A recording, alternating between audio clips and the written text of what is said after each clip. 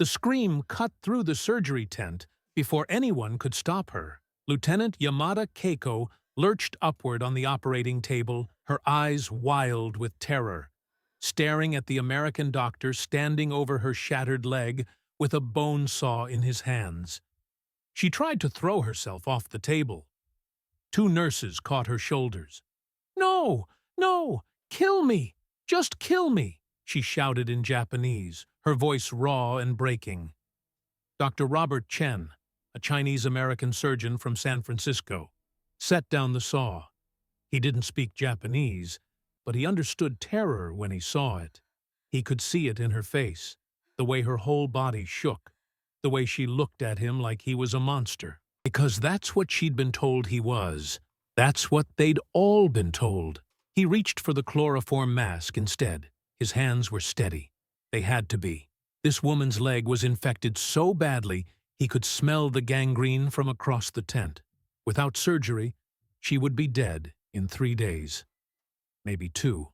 "You're operating on me?" The words came out in broken English, disbelief cracking her voice into pieces. She stared at his face, then at the surgical instruments laid out on the metal tray, then back at his face, trying to understand, trying to reconcile what she was seeing with everything she'd been taught about what Americans did to their enemies. Dr. Chen met her eyes and nodded once. Then he placed the mask gently over her nose and mouth. "Breathe," he said softly, even though she couldn't understand him. "Just breathe. I'm going to save your leg." Her eyes closed. Her body went slack. And in the suffocating heat of that canvas surgery tent on Saipan, October 1945, with the war barely over and the dead still being counted, an American doctor began the delicate work of saving the life of a woman who had been trained to hate him. The other prisoners watched from outside through the tent flaps. 46 Japanese women, all military auxiliaries, all prisoners of war, all waiting to see if this was real or if this was some elaborate cruelty they hadn't anticipated. They had been taught that Americans tortured prisoners, that they experimented on captured Japanese, that death was preferable to capture. Some of them still believed it. The silence in that tent was absolute, except for the sound of Dr. Chen's scalpel and the steady drip of an IV bag. 3 hours later, when Lieutenant Yamada opened her eyes, her leg was still attached to her body, bandaged, stitched, saved. She would spend the next 6 months trying to understand what the scream cut through the surgery tent before anyone could stop her. Not when the Americans loaded them onto trucks with canvas covers and drove them through the ruins of Saipan to a hastily constructed POW camp on the eastern side of the island. Not when they were each given a cot with clean sheets, a blanket, and a pillow. Not when hot meals appeared 3 times a day, rice and vegetables, and sometimes even meat, portions that were larger than what they'd eaten in months. The women ate in silence, watching the American guards who stood at a respectful distance, never entering the barracks unless invited, never touching them, never even raising their voices. Private First Class Margaret O'Brien, a 23-year-old nurse from Boston, was assigned to check on the women twice daily. She brought medical supplies, bandages, antiseptic, clean water. The first time she entered their barracks, the women pressed themselves against the far wall, some covering their faces, others simply staring at her with hollow eyes. Margaret set down her medical kit and smiled. It was the only language she had. "It's okay," she said gently, knowing they couldn't understand the words, but hoping they could understand the tone. "I'm here to help." No one moved. Margaret opened her kit and began laying out supplies on a small table near the door. Bandages, iodine, soap. She pointed to a young woman in the corner whose arm was wrapped in a dirty, blood-stained cloth. She gestured toward her, then pointed to the bandages. The woman shook her head violently, terrified. Margaret didn't push. She left the supplies on the table, smiled again, and walked out. The next day, when she returned, the supplies were gone. The young woman's arm was wrapped in clean white bandages. Margaret didn't say anything. She just brought more supplies and left them on the table. This became their language: silence and small acts of care. It took 2 weeks before any of the women spoke to her. It was Sergeant Nakamura Fumiko, a radio operator who had studied some English before the war. She approached Margaret one morning as the nurse was checking temperatures. "Why?" she asked, her voice barely above a whisper. "Why you are kind to us." Margaret looked at her for a long moment. She thought about all the things she could say. About duty, about orders, about the Geneva Convention. But none of those felt true. Instead, she said, "Because you're human beings, and the war is over." Fumiko's eyes filled with tears. She turned away quickly. But not before Margaret saw her shoulders shake. That night, the women talked among themselves in hushed voices. Some of them still didn't believe it. "It's a trick," insisted Corporal Satoyuki, a 19-year-old file clerk who had the eyes of someone much older. "They're softening us up, making us trust them before they—" She didn't finish the sentence. She didn't have to. They all knew what she meant. They had all been told the same stories. But as days turned into weeks, the stories became harder to believe, because reality kept contradicting them. The American Guards brought them books in Japanese, donated by Hawaiian families who wanted to help. They set up a small garden plot where the women could grow vegetables, something to do with their hands, something to make them feel human again. When one of the women, Private Hayashi Emiko, became violently ill with dysentery, she was rushed to the American military hospital and treated by the same doctors who treated American soldiers. She came back 3 days later, pale but alive, clutching a small stuffed teddy bear that one of the nurses had given her. She was 20 years old. "They gave me a bear," she whispered to the others, holding it up like evidence of something impossible. "One of the nurses. She put it next to my pillow when I was sleeping." Her voice cracked. Why would they do that? No one had an answer. The propaganda had never prepared them for kindness. It had prepared them for violence, for humiliation, for death. But not for this. Not for American soldiers who treated them like people. Not for doctors who saved their legs. Not for nurses who brought teddy bears. The cognitive dissonance was devastating. Everything they had been taught, everything they had believed about their enemies, was crumbling with every gentle gesture, every respectful nod, every hot meal served without cruelty. Captain James Sullivan was the commanding officer in charge of the women's POW camp. He was 34 years old, from rural Iowa, and he had fought through the entire Pacific campaign. He had seen things that would haunt him for the rest of his life. He had lost friends, good men, brothers in everything but blood. And now he was in charge of making sure these Japanese women, these enemy combatants, were treated with dignity and respect. Some of his men didn't understand it. "Sir, these are the same people who—" one young private started to say one day, his jaw tight with anger. "I know," Captain Sullivan cut him off, his voice quiet but firm. "I know what they did. I was there. But we're not them. That's the difference. That's what we're fighting for. The moment we start treating prisoners the way they treated ours, we've lost something we can't get back." He paused, looking out at the barracks where the women were sitting in the shade, some of them reading, others just staring at the ocean. These women aren't the enemy anymore. The war is over. They're just scared people trying to survive. And we're going to show them what it means to be American. Not through propaganda. Through action. The private nodded slowly, but Sullivan could see he wasn't entirely convinced. It was hard to let go of hate, especially when the wounds were still so fresh. But Sullivan had made a decision. He wasn't going to let this war turn him into the kind of man who couldn't see the humanity in his enemies. He had seen too much death already.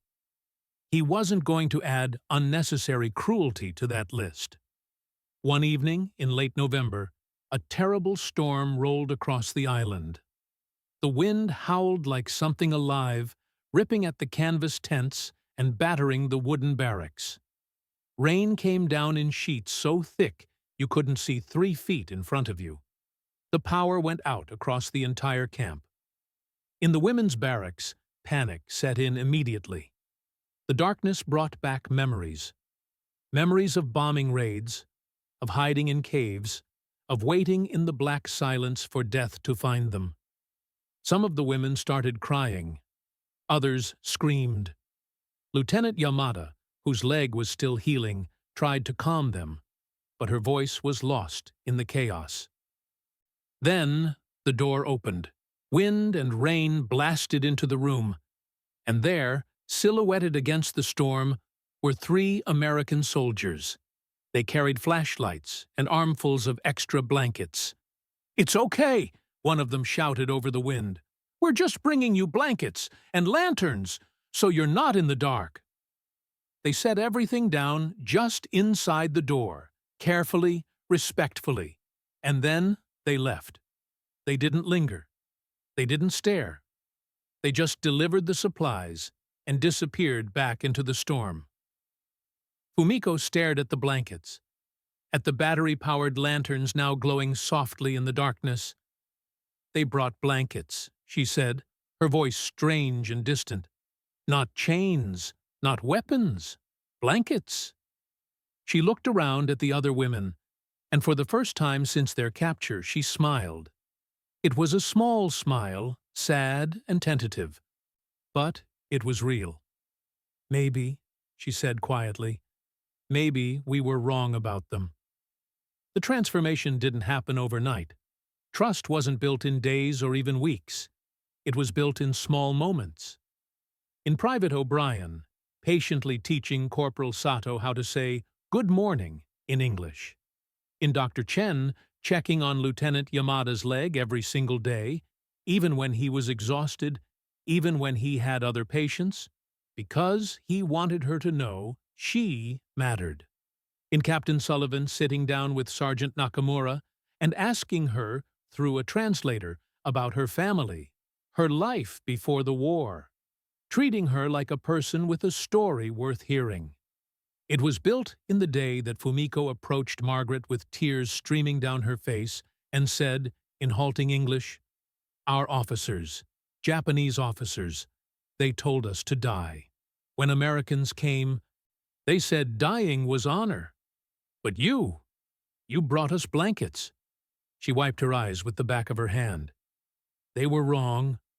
We were wrong. You are kinder than our own officers." Margaret didn't know what to say. How do you respond to someone realizing they've been betrayed by their own side? How do you comfort someone whose entire worldview has shattered? She did the only thing she could think of. She reached out and squeezed Fumiko's hand. Just that. One human being acknowledging another's pain. Fumiko squeezed back, and in that moment, something fundamental shifted. The war was over, but the healing was just beginning. Christmas came. The Americans decorated the camp with whatever they could find, strings of lights powered by generators, paper decorations made by hand. A small pine tree that someone had somehow managed to acquire. They invited the Japanese women to a Christmas dinner. Turkey, mashed potatoes, gravy, vegetables, pie. More food than many of them had seen in years. At first, the women hung back, uncertain, waiting for the catch, the moment when this kindness would reveal itself as cruelty. But Captain Sullivan stood up and raised his glass of water. "I'm not good at speeches," he said, and the translator, a Japanese-American soldier named Takeshi Yamamoto, translated his words carefully. "But I want to say this. The war is over. We were enemies. But tonight, we're just people. People who are far from home. People who have lost too much. People who deserve a moment of peace." He paused, his throat tight. "So, tonight, we eat together. We're grateful you're here. We're grateful you're alive. Merry Christmas." The women stared at him. Then, slowly, Fumiko stood up. She bowed deeply, the formal bow of deep respect. One by one, the other women stood and bowed as well. Some of them were crying. When they straightened, Private Hayashi, the young woman with the teddy bear, said something in Japanese. Takeshi translated, his own voice thick with emotion.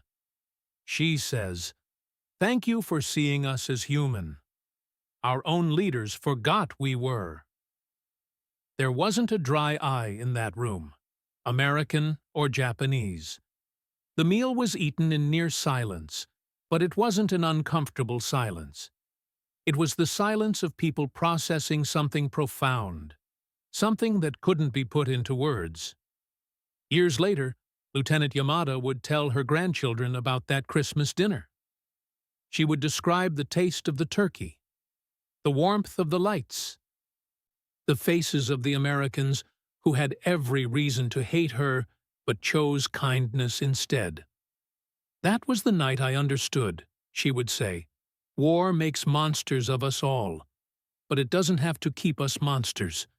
We can choose to be human again." In January 1946, the women were transferred to a larger POW facility in Okinawa to await repatriation to Japan. The morning they left, the entire American unit came out to see them off. Some of the soldiers had tears in their eyes. Margaret O'Brien stood next to the trucks, holding a small package. When Fumiko approached, Margaret handed it to her.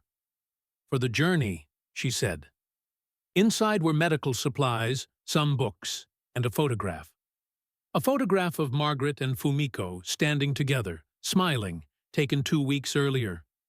On the back, Margaret had written in careful English, "Never forget you're human. Never forget you deserve kindness. Your friend, Margaret." Fumiko clutched the photograph to her chest. She couldn't speak. She just nodded, over and over, tears streaming down her face. Then she reached out and hugged Margaret. It was against regulations. It was unprofessional. It was absolutely necessary. The two women held each other for a long moment while the trucks idled and the tropical sun beat down and the war, finally, truly, felt finished. Dr. Chen came to say goodbye to Lieutenant Yamada. Her leg had healed beautifully. She would walk with a slight limp for the rest of her life. But she would walk. "Thank you," she said in English, the words careful and practiced. "You saved my life. I never forget." Chen smiled, the tired smile of a man who had done his job and done it well. "You're welcome," he said. Then, more quietly, "I'm sorry you had to go through all this. I'm sorry any of us did." Yamada nodded. She understood more English than she could speak. "Me too," she said. "Me too." Captain Sullivan shook hands with each of the women as they boarded the trucks. Some of them bowed, others saluted. A few, like young Private Hayashi, just hugged him, crying into his shoulder like he was a father they were leaving behind. Sullivan held each of them carefully, awkwardly, trying to convey through touch what words couldn't express. When the last woman had boarded, and the trucks began to pull away, he stood there watching until they disappeared around the bend in the road. Then he went back to his office and sat down at his desk and put his head in his hands and cried. Because the war was over. But the weight of it would never leave him. None of them. Not entirely. The women arrived in Japan in March 1946. The country was devastated. Cities were ruins. Millions were dead. The emperor had surrendered, and with that surrender, the entire mythology of Japanese invincibility, of divine purpose, had collapsed. The women returned to a nation in shock, trying to rebuild not just buildings, but an entire sense of identity. Many of them never spoke about their time as POWs. It was shameful, they were told. They had surrendered instead of dying. They had betrayed the emperor. They had survived when they should have had the courage to commit suicide. But late at night, in whispered conversations with family members they trusted, some of them told the truth. They told about the American doctor who saved a leg when he could have let gangrene do its work. They told about the nurse who brought bandages and teddy bears. They told about the captain who treated them like human beings when he had every reason not to. They told about blankets delivered in a storm, about Christmas dinner, about the moment they realized that the propaganda had been lies. All of it, lies. Fumiko kept Margaret's photograph her entire life. She framed it and put it on her bedroom wall. When people asked who the American woman was, Fumiko would smile softly and say, "A friend who taught me that enemies are only enemies until someone chooses to be kind." She never returned to America. She never saw Margaret again. But she never forgot. She couldn't. That photograph was proof that even in the darkest moments, even in the aftermath of the most brutal war, humanity could survive. Kindness could survive. Hope could survive. Lieutenant Yamada became a nurse after the war. She specialized in rehabilitation, helping injured people learn to walk again, to use their bodies again, to believe in their futures again. When people asked why she chose that work, she would tell them about the American doctor with steady hands and a gentle voice who had looked at her shattered leg and seen something worth saving. "He could have let me die," she would say, "or let me lose the leg. Either would have been easier for him. But he chose the hard thing. He chose to care. And that choice changed everything for me." Private Hayashi kept her teddy bear for 60 years. It sat on a shelf in her living room, worn and faded but precious. Her children and grandchildren all knew the story. The American nurse who had seen a sick young woman and thought, "She needs comfort." Such a simple gesture. Such a profound impact. Hayashi would hold that bear sometimes when she was old, running her fingers over its worn fur, and remember what it felt like to be surprised by kindness when you expected cruelty. "Never underestimate the power of one gentle act," she told her grandchildren. "It can save someone's soul."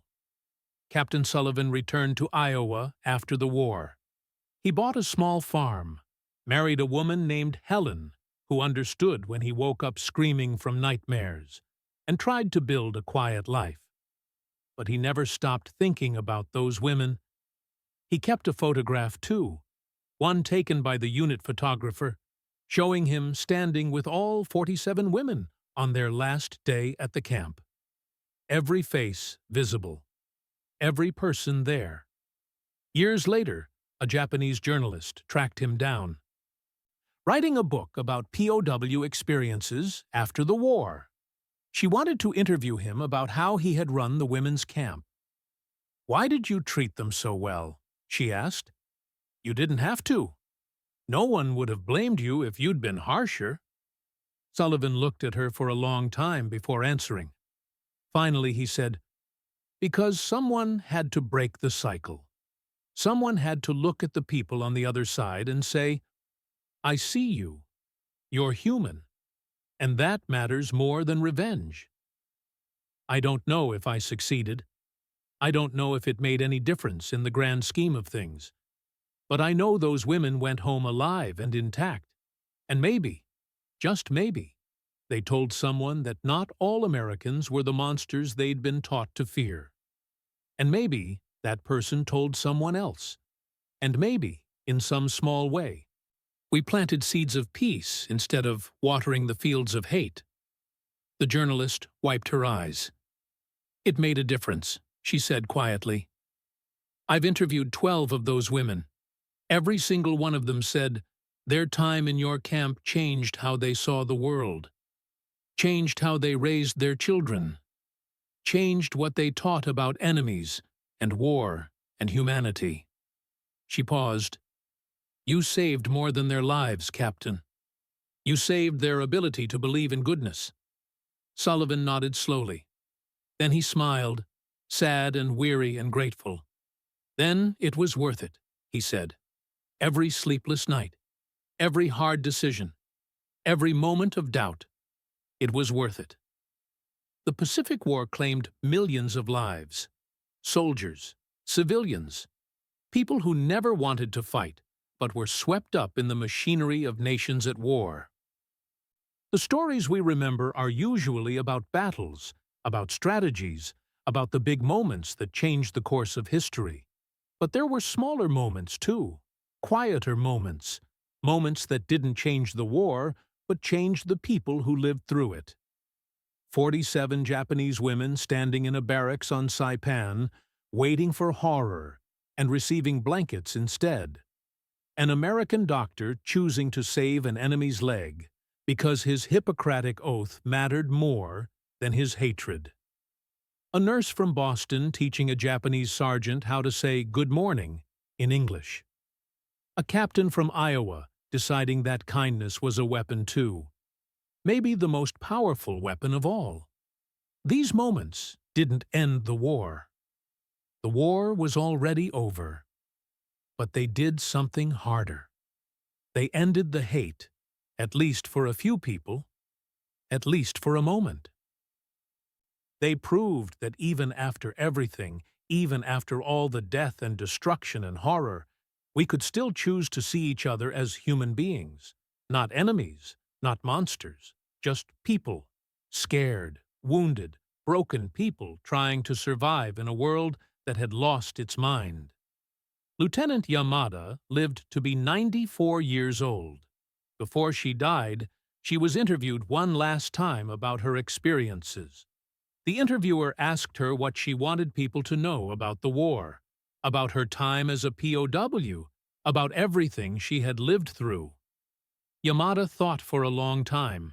Then she said, I want people to know that war brings out the worst in us, but it can also bring out the best.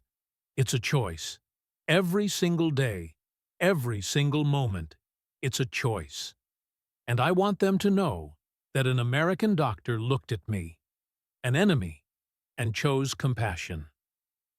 He chose to save me when it would have been easier to let me die. That choice rippled through my entire life.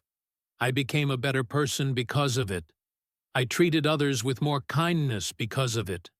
I believed in humanity because of it. She paused, her eyes distant, seeing something the interviewer couldn't see. Then she smiled. He'll never know how many lives he saved by saving mine. Not just me, but everyone I helped, everyone I touched with the compassion he showed me. That's the real victory. Not the battles won, but the souls saved. The interviewer asked one last question. If you could say something to Dr. Chen now, what would it be? Yamada's eyes filled with tears. I would say, thank you. Thank you for seeing me when I was invisible. Thank you for treating me when I was your enemy. Thank you for showing me that kindness is not weakness. It's the strongest thing humans can do. And I would tell him that his hands, those steady surgeon's hands, didn't just save my leg that day. They saved my faith in humanity. And I've spent the rest of my life trying to pass that gift forward. Dr. Robert Chen died in 1998 in San Francisco, surrounded by his family. He never knew about that interview. Never knew that the woman whose leg he saved went on to help thousands of others. Never knew that his choice to do his job with compassion instead of cold efficiency had rippled out through decades, touching lives he would never meet. But maybe he didn't need to know. Maybe it was enough that he had made the choice, that when faced with an enemy in pain, he had chosen to heal instead of harm. That when the world was screaming for revenge, he had chosen mercy. That's the story that doesn't get told enough. Not the story of who won or lost, but the story of who chose compassion when hatred would have been easier. Who chose to see their enemies as human when dehumanization was the norm?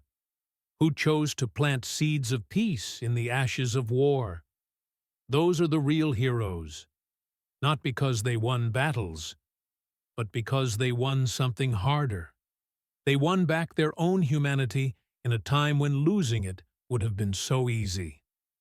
47 Japanese women, 1 American unit, a handful of blankets delivered in a storm, a surgeon's steady hands, a nurse's gentle smile, a captain's quiet dignity. Small moments in the vast machinery of war, but moments that mattered. Moments that changed lives. Moments that proved, even in humanity's darkest hour, that kindness could survive, that compassion could endure, that we could choose to be better than our worst impulses. That's the story. That's what deserves to be remembered. Not just the battles and the death tolls and the strategies, but the moments when someone looked across the divide and said, "You're human too." And that matters, because those are the moments that truly end wars. Not the treaties or the surrenders, but the recognition, soul deep and undeniable, that our enemies are people. Just people. As scared and hurt and lost as we are. And if we can remember that, if we can hold on to that truth, even when everything else is falling apart, then maybe, just maybe, we have a chance at peace. Real peace.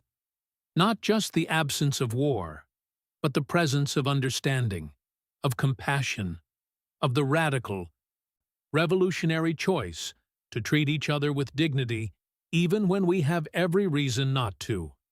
That's what those 47 women learned in a POW camp on Saipan in 1945. That's what they carried home with them. That's what they passed on to their children and grandchildren. And that's what we need to remember now, decades later, in a world that still struggles with the same questions. How do we treat our enemies? How do we choose compassion over revenge? How do we remain human when everything pushes us toward hatred? The answer is simple, even if the execution is hard. We bring blankets instead of chains. We save legs instead of letting gangrene win. We deliver teddy bears to sick young women far from home. We choose, every single day, to see the humanity in others even when they can't see it in themselves. That's how we win. Not just wars, but the harder battle. The battle for our souls.